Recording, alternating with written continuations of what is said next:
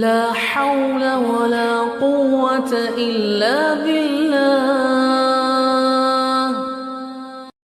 بسم اللہ الرحمن الرحیم الحمد للہ رب العالمین والعاقبۃ للمتقین والصلاة والسلام علی سید الانبیاء والمرسلین اما بعد فقد قال اللہ تبارک وتعالی فی القرآن المجید والفرقان الحمید اعوذ باللہ من الشیطان الرجیم بسم اللہ الرحمن الرحیم یا ایہا الذین آمنوا کتب علیکم الصیام کما کتب علی الذین من قبلکم لعلکم تتقون صدق اللہ العلی العظیم قال النبی صلی اللہ علیہ وسلم الصائم لا ترد دعوته او کما قال علیہ الصلاۃ والسلام۔ معزز ناظرین کرام، السلام علیکم ورحمۃ اللہ وبرکاتہ۔ گزشتہ درس کے اندر بندے نے آپ کی خدمت میں روزے کے چند فضائل بیان کیے تھے۔ اس کے بعد روزہ کسے کہتے ہیں، روزے کی کتنی قسمیں ہیں، روزہ کن لوگوں کے اوپر فرض ہے، اور پھر اخیر میں بالغ اور نابالغ کے چند ضروری مسائل بیان کیے تھے۔ آج پھر آپ کی خدمت میں روزے کے متعلق چند ضروری مسائل بیان کرنے کا ارادہ ہے۔ باری تعالیٰ اس کو میرے لیے آسان فرمائے۔ روزہ اللہ تعالیٰ کی بہت ہی عظیم الشان عبادت ہے۔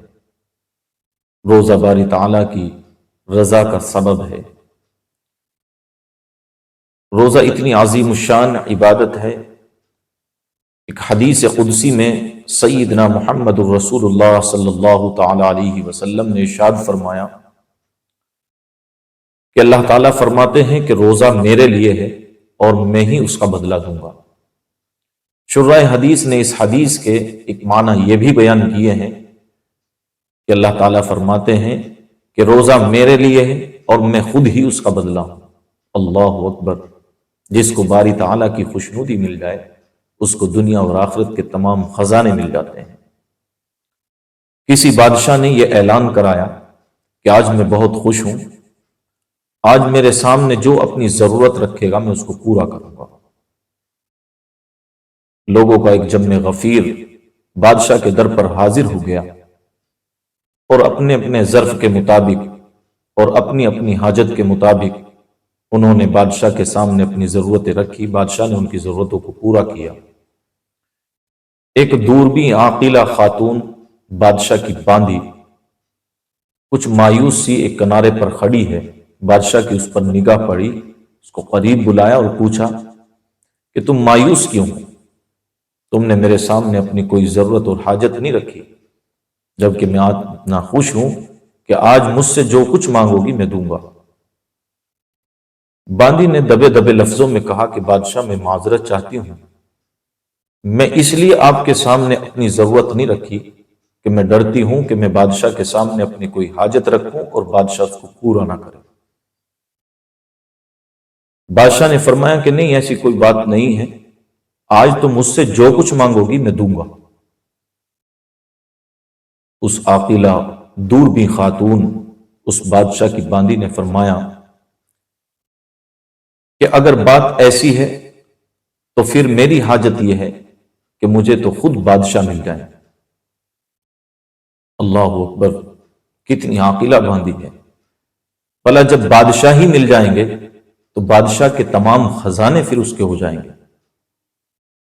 تو روزہ بھی ایک ایسی ہی عبادت ہے کہ جو رضا خداوندی کا بہترین ذریعہ ہے، اس لیے ہمیں روزے کی عبادت کا خوب اہتمام کرنا چاہیے۔ روزے کے متعلق چند ضروری مسائل ذکر کر دیتا ہوں۔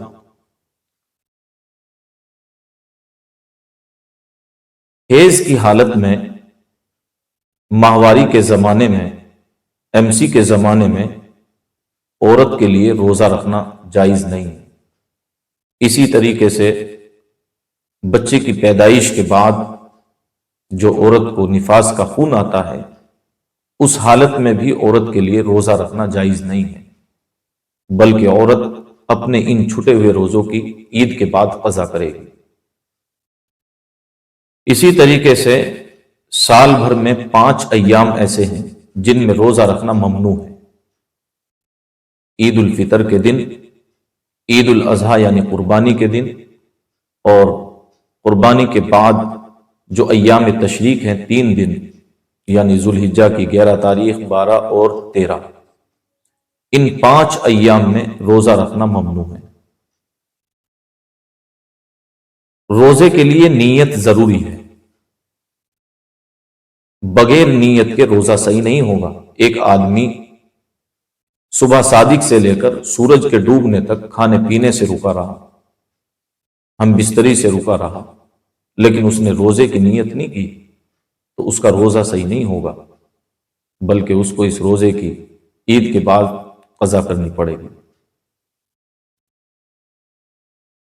روزے کی نیت کا طریقہ کیا ہے؟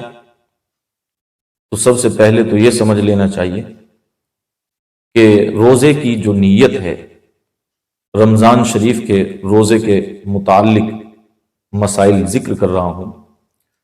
جو رمضان شریف کے روزے ہیں ان میں سے ہر ایک روزے کی علیحدہ الگ الگ نیت کا کرنا ضروری ہے۔ یک بارگی پورے رمضان شریف کے روزے کی نیت کر لینا کافی نہیں ہے، ہر ایک روزے کی الگ نیت کرنی پڑے گی کہ میرا روزہ ہے، میں روزے کی نیت کرتا ہوں۔ دوسری بات یہ ہے کہ نیت کا طریقہ کیا ہے؟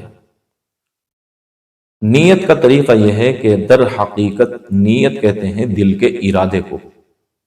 جب کسی آدمی نے دل میں یہ ارادہ کر لیا کہ میں روزہ رکھ رہا ہوں تو بس یہ نیت ہو گئی، یہ نیت اس کے لیے کافی ہے۔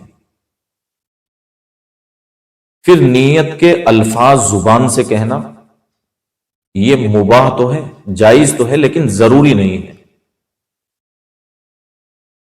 بعض احباب جو عربی کے نیت کے الفاظ ہمارے یہاں رائج ہیں اور یوں کہہ لیجئے کہ مشہور ہیں، بعض احباب ان کو حدیث کے الفاظ سمجھتے ہیں، تو وہ حدیث کے الفاظ نہیں ہیں، بلکہ جس طرح ہماری اردو زبان میں نیت کے الفاظ ہیں کہ میں نیت کرتا ہوں روزے کی، اسی طرح وہ عربی زبان میں الفاظ ہیں جن کا کہہ لینا مباح یعنی جائز تو ہے لیکن ضروری نہیں ہے، نہ کوئی سنت ہے، بلکہ آدمی کو اختیار ہے کہ وہ اپنی زبان میں نیت کرے یا عربی زبان کے یہ الفاظ ان سے نیت کرے۔ لیکن ان الفاظ کے ساتھ بصوم غد نویت من شہر رمضان، ان الفاظ کے ساتھ نیت کا کرنا ضروری نہیں ہے، لازم نہیں ہے، بلکہ نیت تو دل کا عمل ہے۔ دل میں جب آدمی نے ارادہ کر لیا کہ میرا روزہ ہے تو بس یہ نیت اس کے لیے کافی ہے۔ پھر ایک مسئلہ آتا ہے کہ روزے کی نیت کب سے کب تک کی جا سکتی ہے؟ تو رات سے لے کر نصف النہار شرعی تک روزے کی نیت کی جا سکتی ہے، اور نصف النہار شرعی کا مطلب یہ ہے کہ صبح صادق سے لے کر یعنی سحری کے ختم سے لے کر سورج کے ڈوبنے تک اس درمیان میں جو وقت ہے اس کا جو آدھا حصہ ہے یہ نصف النہار شرعی ہے۔ مثال سے سمجھ لیجئے کہ سحری کا وقت ختم ہو رہا ہے صبح 6 بجے اور سورج ڈوب رہا ہے شام کے 6 بجے، تو جب اس وقت کو جوڑتے ہیں تو 12 گھنٹے بیٹھتے ہیں، تو جو 6 گھنٹے ہیں جو 12 کا آدھا ہے وہی نصف النہار شرعی ہے۔ اس سے پہلے تک رمضان شریف کے روزے کی نیت کی جا سکتی ہے۔ تو یہ چند مسائل تھے جو مجھے آج کے اس درس میں آپ حضرات کی خدمت میں پیش کرنے تھے۔ پھر انشاءاللہ بقیہ مسائل اگلے درس میں بیان کیے جائیں گے۔ اللہ تعالیٰ مجھے بھی آپ کو بھی روزے کی اس اہم ترین عبادت کا خوب اہتمام کرنے کی توفیق عطا فرمائے۔ وما توفیقی الا باللہ۔